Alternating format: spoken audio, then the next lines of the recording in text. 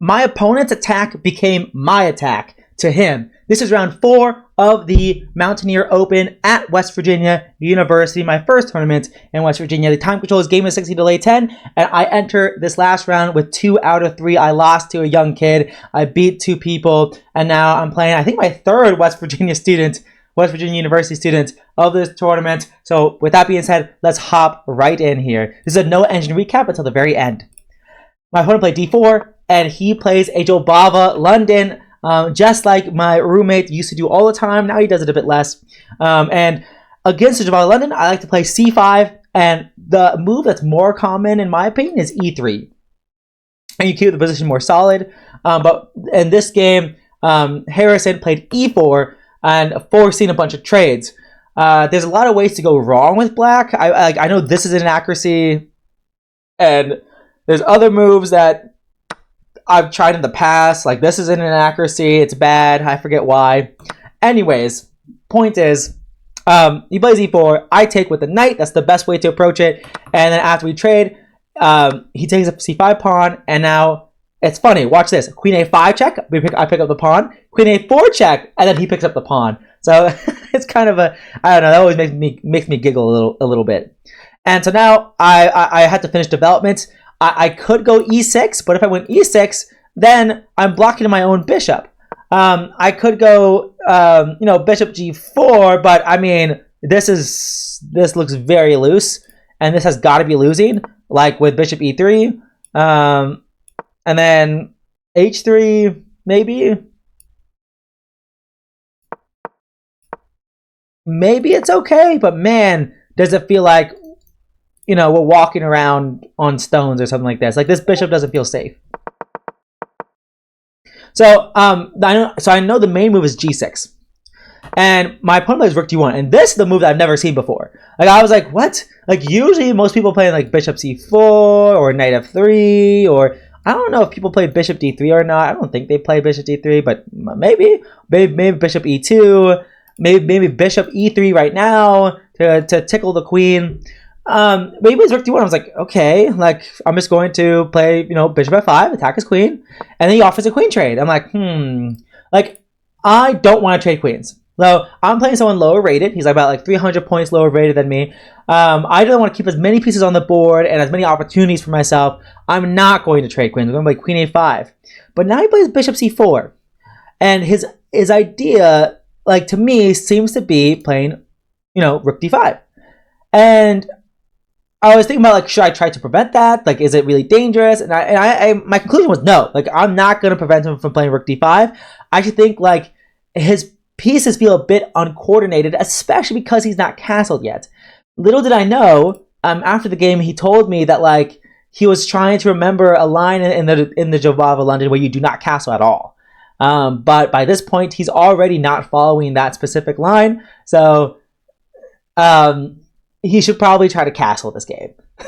It's my impression. You still have time. Like, if I go bishop d7, which is what I did in the game, if he goes knight f3, then, and I castle, he castles, I put my rook in the center, and this is a completely equal game. Like, this is just like, like white has, this 3-on-2 on the queen side that's going to be a pleasant advantage, but, maybe because white, put the a rook on d1, maybe it's just equal. Like, it's probably just about an equal position and everything's fine. So he still has time to do that. But instead, after bishop d7, he does go rook d5.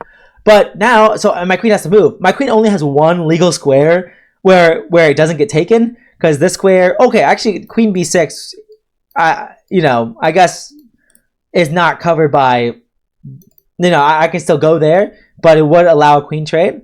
Queen c7 is covered by the bishop. Queen d8 is covered by the rook. So queen a4 is really the only square. And now he goes bishop b3. So, his bishop's hanging. So if he goes b3, then that means he undefends his pawn. And, I'm getting into his position. So he plays bishop b3, but now I can go queen a6. Because now his bishop's no longer on this diagonal. And now he can't castle if he goes knight f3. And that's the thing. He plays bishop h6 first. And I castle. And it looks really dangerous because, like, he could take my bishop, and if I take, then it's just mate, and there's nothing I can do. So if he did take on f5, I would take on h6 first, and then take. And now after check, even though my king looks weak, I'm still okay in this position, and I should be winning. For example, if he does, like, my knight really guards all the dark squares really well. If it goes like knight f3, for example, well, actually it's my move first. So if I go queen a5, like, how is he going to deal with it? I'm offering a queen trade. If he goes like queen g4, for example, then I can go check. And then if it goes, I don't know where you go. Like, if you go knight e2, what are you doing? Like, maybe I can go rook g8 here, maybe. And then if like queen f3, then I can play e6 or something like that. It looks a bit dangerous to play e6, but it's probably okay. Because, I mean, if you take on f7, then I can just go here. And now, like, I'm really going all in. Oh, at this point I can trade. And even if this happens, this is probably good for me. Yeah, this is probably good for me. Anyways. Point is, the sacrifice with the rook on f5 doesn't work. And so after I castle, now he goes knight f3. And now I go bishop e6, which is a very clutch move. If I go a move like, I don't know, like rook f d8, for example, well, now he's going to sacrifice. And if I take here now, and after he takes and I take, like knight g5, and yeah, no, this is not good. Yeah, no, this is losing. So that's why I knew before we played knight f3, like, I have to go bishop e6, and that's what I'm saying. Like, his attack on my queen, rook d5, well, now it backfires because now I attack his rook, and now I'm forcing more trades, and his king's still in the center. You know, queen a1 is going to be a huge threat. So he goes rook d3. Well, he trades first, and then goes rook d3, and now I just take. And I could go check now, but I didn't see the reason to. I decided to throw in rook d8 first, because now if he takes, his king is still in the center, and his rook is going to have a hard time getting into the game. And, you know, queen a1 check is still a threat. And if you go back here, well, that just does not look good at all. I could probably just centralize my queen here, threaten queen e4. Life is pretty good. I guess if you go knight d2, that cannot be good. Like, I'd probably just go knight e5 here. Yeah, and this should be winning enough. We don't need to go further with this. But he goes knight d4 to block the attack, and then, but that allows me to trade a bit. And now he has isolated pawns everywhere. But I remember when I was getting to this position, I was like, there's got to be something better than this. You know, with how he's played and how he's not cast, like, there's got to be something better than this. But I end up folding and just, you know, going up a pawn. So, you know, I'm only up a pawn after everything's said and done, which is kind of crazy to think about. So after I go up a pawn, he finally actually castles. And now I just play rook d7. Because I was trying to think for a while, like, what should I play? Should I play, like, rook ac8? If I go rook ac8, then, well, this pawn hangs. If I go e6, this was one of my candidates. Well, he could go check. And after king g8, go queen c7. And I was like, this is actually not super nice to defend. If I take this b3 pawn, and he can go rook b1. And I was like, what am I doing? If I go here, then he can go here, and now suddenly he has two pieces on the seventh rank, and then I have to defend, and I'm like, what am I doing? Like, I'm actually, this is not good for me. Like, this is not good for me. I guess here it probably is good for me, but he doesn't have to do that. Like, it feels like I'm allowing black more than I have to. That's why I went like rook d7, because now if queen check, I mean, there's nothing here. So now, you know, after rook d7, he goes rook d2. I might queen to a3, the only move that doesn't lose it. And now he goes queen c3. Probably now is a good time to go king g8. Like, there's nothing wrong with it. I also, yeah, I mean, probably king g8. Or the move I did in the game, rook d5 makes sense. I thought rook d5 made a lot of sense because I know rook a1 is coming. Like, rook a1 is coming. But with my rook on d5, which is what I played in the game, now I can put my queen on d6, cover c7, and also the rook is in front of the queen. So now I can take on d4 more easily. He plays g3, I play a6, so now freeing up my a rook to go to become an Alekhine's gun. And then he plays rook a4 to help defend the pawn on d4. And now I play, yeah, now I put my rook on the open file.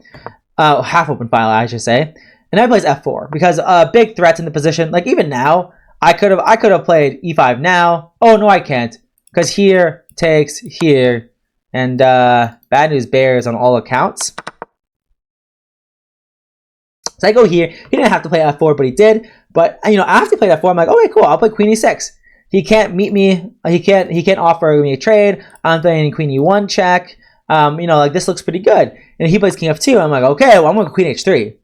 And I was fully expecting him to go king g1, and I was going to go h5, h4, and this pawn is pinned to the queen. And I was like, okay, maybe I'll swing over a rook to the h file. Maybe not. Maybe yes. It's just going to be easy pickings from here. We goes, but after queen h3, he goes king f3, and I was like, oh my god, like what? And at this point, after king f3, he already had like such little time on the clock. After king f3, after king f2 earlier, he only had 3 seconds. Meanwhile, after king f3, I had 28 minutes. And at the end of the game, I think I end with about 16 minutes or something like that on the clock. But more than enough time. After king f3, I decide I do in fact want to throw in the check. I actually thought he might block. If he blocks, I was going to go like check and continue from there. I forgot exactly what I thought. But I thought he actually has to defend the pawn. So he has to go king e3. And then I wasn't just exactly sure what I was going to do after that. But I thought this was a decent start as any. And I was like, this has got to be at least okay. And maybe I can just also just go king g8 here and just like slow play it if I really wanted to. But instead of blocking, he goes to king e3, and now I go queen e1 check. And his rook is pinned to his queen, so he can't block now. And so he goes back to f3. And here, I think, down to 19 minutes. I had 28 minutes, and now I have 19 minutes after this one move, g5.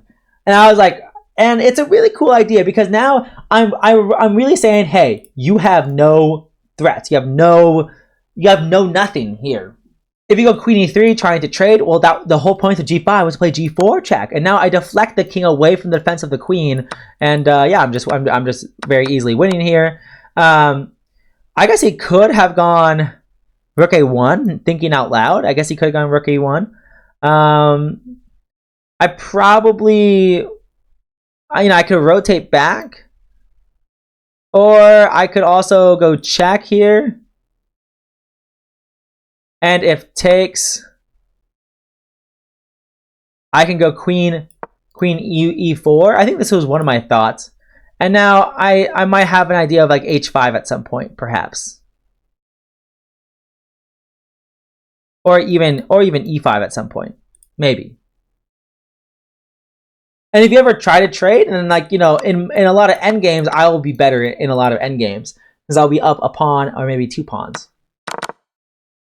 At the g5, he does just go h3 though. He doesn't have that much time to think about it. But that allows me to go queen h1 check and to pick up the pawn. He goes rook a1, and I just decide to check, rotate my queen back towards the center, which was not a good idea. Whoopsies. Now, I did not have to go check and move my queen back to the center. I could have taken it right now, but it looked a little bit dicey to me because like rook g1. And I was like, this is probably 100% fine, but it makes me a little bit scared because there's some tactical opportunities for him. For example, if I go king f8 to get out of this, this pawn is pinned. He can't go here because he loses queen.